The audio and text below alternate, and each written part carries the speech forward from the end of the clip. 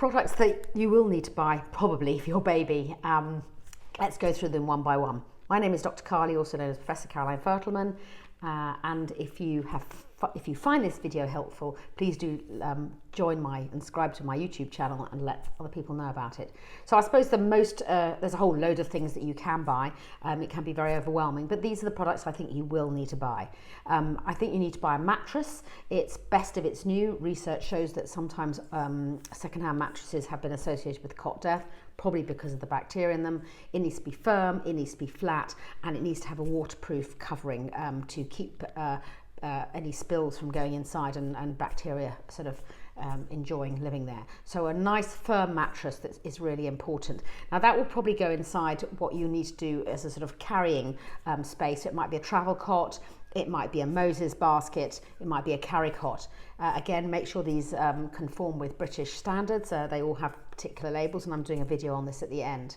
So those are your those are the things you'll need to be able to carry the baby around when the baby is sleeping, because it's important, of course, for babies and for your health, for your babies to sleep really well. Prams. I'm a big proponent of prams. They are flat. That means that your baby develops their back muscles much better. I mean, yes, you will need to buy a car seat, and I'm not going to cover all the safety features of that, but the problem with car seats is you're sort of scrunched up, and again, more chance to sort of fall asleep and maybe not wake yourself up in your scrunched position. The next thing is bedding. So yes, a lot of people do use blankets, but many people nowadays use sleeping bags, because then you don't need to worry about the baby wriggling down. They will keep the sleep bag on, and that's all they need. Babies need to have one more layer than you. So if you go to bed and you've got a duvet and you're wearing a nightie or pajamas, then they need to be wearing a vest, pajamas, and then the sleep suit, so one more layer than to you.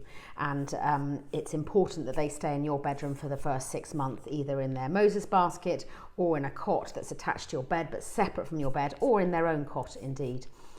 I think also, just to move on to a thermometer, it's important to have a room thermometer. You want to be able to keep the temperature between 16 degrees centigrade and 20 degrees centigrade, and that is the best for keeping the baby's temperature appropriate, and again, trying to avoid cot death. So these are sort of the products I think you really need to be thinking about getting for your baby to help and ensure safe sleeping.